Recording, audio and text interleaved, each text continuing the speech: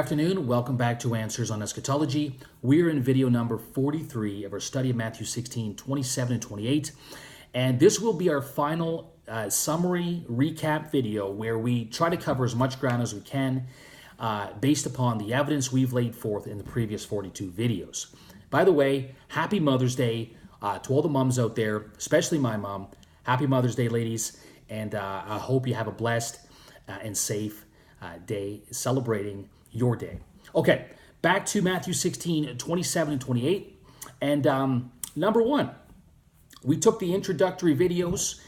We took a handful of videos in the beginning laying the context for understanding this passage. And what we showed was that the coming of the Son of Man in Matthew 16, 27 and 28 was his coming to judge and destroy those who had pierced him and his disciples. It was a coming in vindication of his saints, but in judgment of the persecutors. What this means for futurists is that their attempts to place Matthew 16, 27, 28 as either being fulfilled at Pentecost, the transfiguration event, or the ascension all fail. They're all completely wrong because none of those events concern the coming of the Lord in judgment against those who pierced him and persecuted his disciples, period. The only event in the first century generation which fits the time limitation Jesus placed upon the prophecy, the only event that fits that bill is the fall of Jerusalem and the coming of the Son of Man in judgment in AD 70, period, end of story. That means Matthew 16, 27, 28 must have been fulfilled at the fall of Jerusalem in AD 70. But it gets better. The second thing we demonstrated was that Daniel 7, Isaiah 59, Isaiah 40, Isaiah 62, all Old Testament prophecies concerning the eschatological return of Yahweh served as the Old Testament source and background for the coming of the Son of Man in Matthew 16, 27, and 28. But that's not it.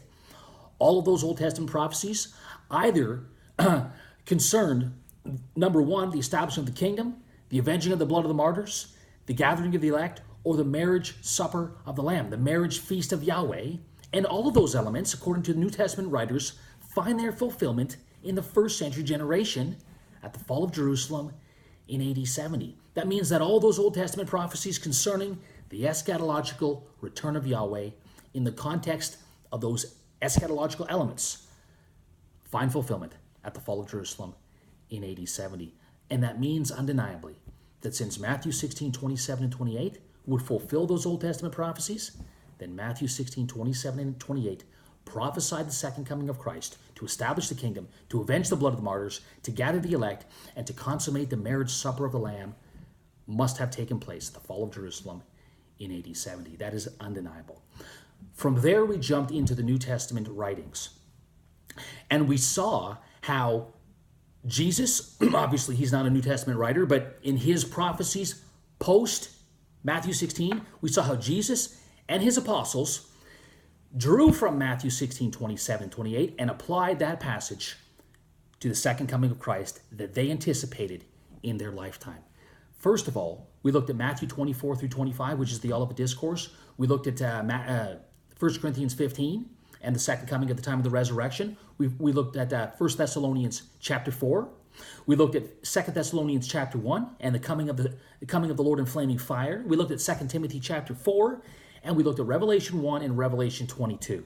All of those passages in the New Testament, whether spoken by Jesus or his apostles, drew from Matthew 16, 27 and 28. But all of those New Testament passages undeniably prophesied the second coming of Christ. Therefore, Matthew 16, 27 and 28 prophesied the second coming of Christ, which Jesus himself placed in the lifetime of his own generation. And by the way, the time elements in Matthew 24, 1 Corinthians 15, 1 Thessalonians 4, 2 Thessalonians 1, 2 Timothy 4, Revelation 1, and Revelation 22, the time element concerning the second coming of Christ is also placed within the lifetime of the apostles' own generation. That's amazing. That is absolutely overwhelming evidence that Matthew 16, 27, 28, watch this, in fulfillment of Old Testament prophecy and in anticipation of New Testament prophecy concerning the second coming of Christ, did prophesy that event which must have been fulfilled at the fall of Jerusalem in AD 70. Well, that's our summary. We conclude based upon biblical evidence alone, not on church tradition, not on preconceived ideas, on the biblical evidence. An investigation into the biblical evidence demonstrates that Matthew 16, 27 and 28 did in fact prophesy the second coming of Christ, which was the eschatological, covenantal presence return of Jehovah, which Jesus, the prophets, and the writers of the New Testament all placed within the lifetime of their own generation, that is the first century generation, and the fall of Jerusalem in AD 70. I hope that's been a blessing. These will be available all on my website, archived there, and enjoy them, pass them along. Let's spread the good news of covenant eschatology and the consummation of all promises through Christ in his new covenant. We'll see you soon, and we'll see you next time on Answers on Eschatology. Have a great day. Bye for now.